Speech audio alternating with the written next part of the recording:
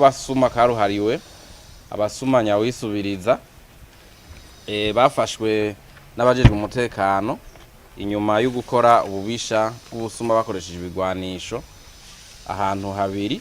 Ahambere hari itariki 2 z'ukwezi kwa 11 uyu mwaka w'2022 hajya ku bitaro Prince Regent ngaha mu gisagara ca Bujumbura, aho binjiye mu bitaro ahari imodoka z'ababa baje kuraba abagwariye muri bijya bitaro.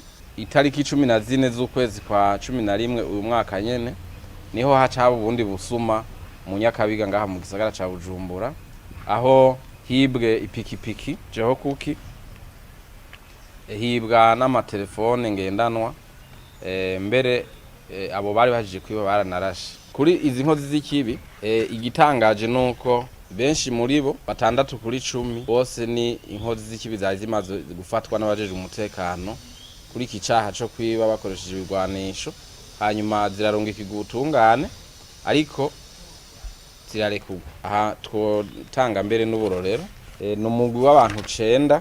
Uyu rero akaba ari umugwi wafashwe inyuma y'amatohoza yimbitse akozwe n'abajejwe umutekano, bakaba bagirizwa ububisha bwinshi burimwo bwo kwiba bakoresheje ibigwanisho bicira umuriro no guhindura impapuro zisanzwe zibaranga bariko barakora ubwo bubisha nyene. Intandaro ya vyose rero kugira uyu mugwi ufatwe ni bwa bubisha muzi bwakorerwa kw'isengero nkuru y'abakatolika hariya mu ntara y'Ingozi, hari igenekerezo rya 17 muri uku kwezi kwa Munyonyo uyu mwaka w'2022. Aba rero bamaze gufatwa amatohoza yaciye asanga aribo bagirizwa ubundi bubisha bwinshi. Amatohoza amaze kwerekana ububisha bushika kuri 11. Urwego rw'inyamiramabi rugasubira gusaba kandi ko bene aba babisha baba bafashwe ivyemezo bikaba bihari bitomoye biba bakoresheje inkoho ko